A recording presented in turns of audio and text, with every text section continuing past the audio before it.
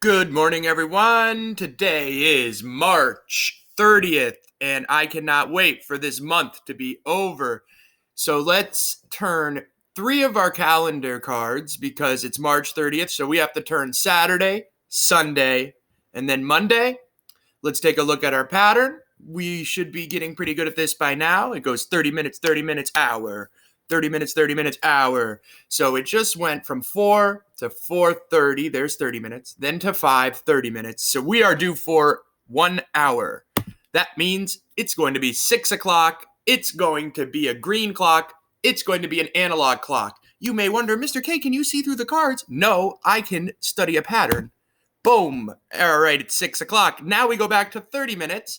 So we know it's going to be 30 minutes past 6 o'clock. Another way to say that is half past 6 because 30 minutes is 1/2 of an hour. Why is that the case?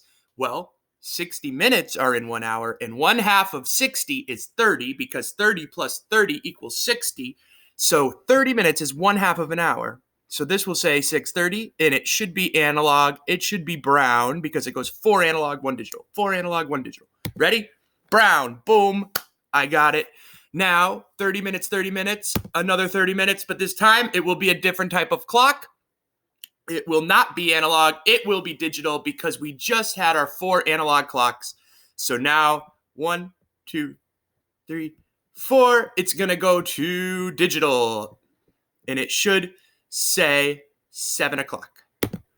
Voila. That looks like my alarm clock next to my bed. And next, so we are almost done with this month. I'm looking forward to April because March has felt like an eternity. It's felt so long. Let's go to, I'm not going to spin our spinner because we only have 1 day left.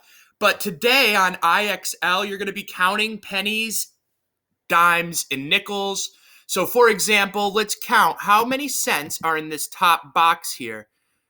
Always start with the bigger value, not the bigger coin, but the bigger value. And we know dimes, nickels, and pennies, which one is worth the most? Dimes. Dimes are worth 10. So start with the dimes, then go to the nickels if there are any, and then finish with the pennies because you can just tack on the ones at the end. Let me show you what I mean. So let's count the first box. How many cents? 10, 11. See how I started with the 10 and then tack on the 1? It's 11. All right, let's go to the next box. We have 2 dimes and 1 nickel. 10. We can count by tens. 20. Now be careful. Don't count by another 10 because we know a nickel's 5. So now we have to think. Slow down. Don't just start counting by tens. 25. So you're going to have to do this on your IXL for your IXL lesson. And then you're going to type in the cents in the box, and then it will tell you if you're right or wrong. And I'll be able to see it. So hopefully you can all get on the IXL. Eventually this week, I kind of want everyone trying it out. Let me know if you have trouble with it. And then this box, we just count by ones. That's 3 cents. Sometimes they'll try to trick you up and have some tail sides, and they'll mix it up. Still, just start with the tens. 10, 20. Okay, I counted my dimes. 21, 22. So I just wanted to show you that because you're going to do that today. Finally, our days in school. Today is the 126th day of school. So remember, we can also write our equations this way. 126 equals, the equals can come before because an equation is just balanced. It doesn't matter which side. Let's say 100 plus 20 plus 6. You'll see me breaking it up into hundreds, tens, and ones a lot because I really want to stress the place value.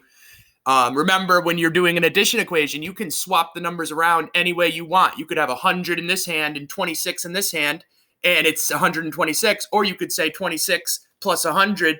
It doesn't matter the order.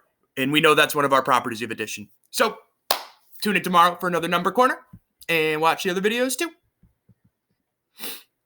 And I always forget how to stop this.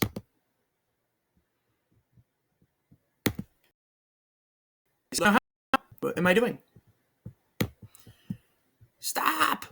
Oh my. All right.